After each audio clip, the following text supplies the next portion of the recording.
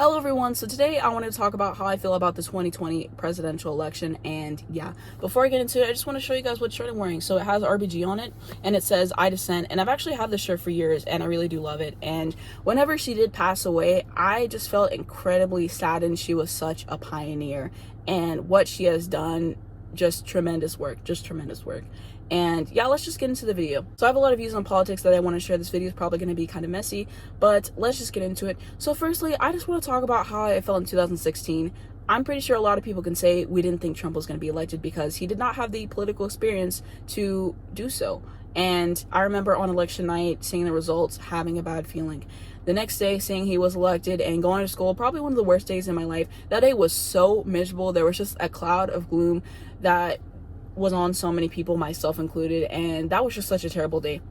And what he has done in these 4 years, like 10 times worse probably than I thought he was going to do. The way other countries look at us now, it is just so embarrassing that he was elected in the first place. And a couple things and reasons why I don't like him. I've stated over the years that I do not like him in my videos. Some of them I think have been privated, but I have not liked this man for a really long time. So let's just get into the reasons why I don't like him, the main ones that I can remember.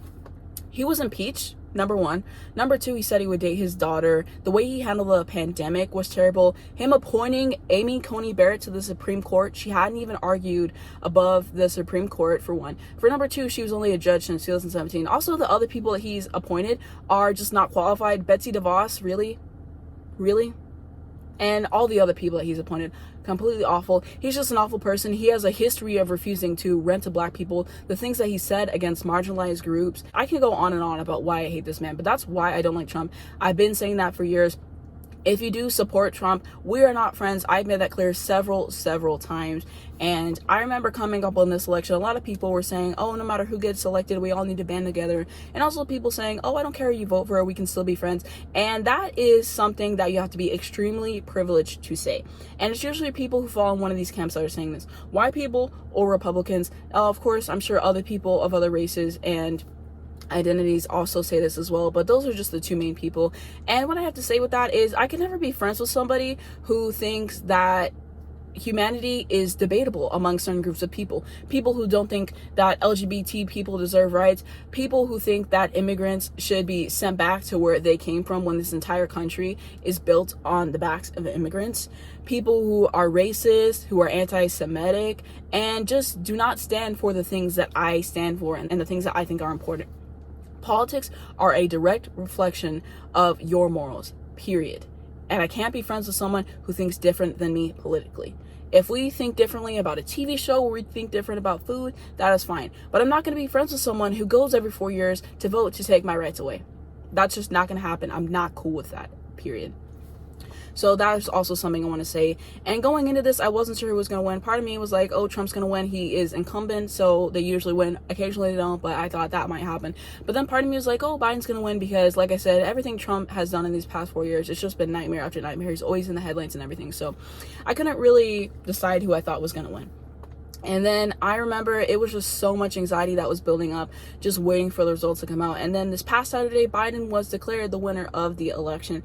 And I just felt a sense of relief. And I was just so happy. I was celebrating. It just felt so good to see him elected. And people all over the world were celebrating that Biden was elected. Just imagine how terrible of a president you have to be to where people who don't even live in the United States are celebrating that you lost. Give it a minute. So that was kind of my feeling on it. And I know a lot of people are saying, oh, Biden's not perfect and Kamala isn't perfect. And I completely agree with you. The whole thing of this was that we were going to settle for Biden. We're not going to stand him, or we're not going to stand Kamala. Biden has definitely made some decisions that I don't agree with. For example, the 94 crime bill, also the times that he voted against gay marriage, I do not agree with that. Also, Kamala's history isn't the best either. Let's talk about her stance on crime and all that. And if you guys want to learn more about them, I really encourage you to do your research, as I've done. Ever since 2016, I've really been trying to learn more about politics and to just become more informed. So please do your research on all of that. But yeah, they're definitely not perfect. I don't stand. They will be held accountable, and they definitely deserve to be subjected to criticism. The fact that Trump supporters, at least the ones I know, are just always defending him for the things that he says and the things that he does is just completely disgusting. And the fact that they worship him and think that he can do no wrong, that's not right. I remember I used to think that Obama was like the best president ever, and I recently learned in the past few years that he wasn't. He did a lot of things that were wrong, and that there are no good presidents. All of them are war criminals, and it's just important that we hold Biden accountable, obviously. And yeah, everything that he's talking about doing, it sounds really good, but two things can happen. Number one, he doesn't come through on some of his promises, or number two, the Senate blocks him, which has happened to Obama in the past. So we're just gonna have to see what happens. And regarding that, I do want to say that there is going to be a race in Georgia for some new senators, and I encourage you guys to vote blue if you guys live in Georgia, or to register to vote if you live there. Please do so. This would be very, very important for the Democrats to win the seats. That way the Senate is kind of more even keeled and Biden has a chance to pass more of his legislation. So please, if you live in Georgia, please vote blue. I will try and have resources down below in the description for you to do so.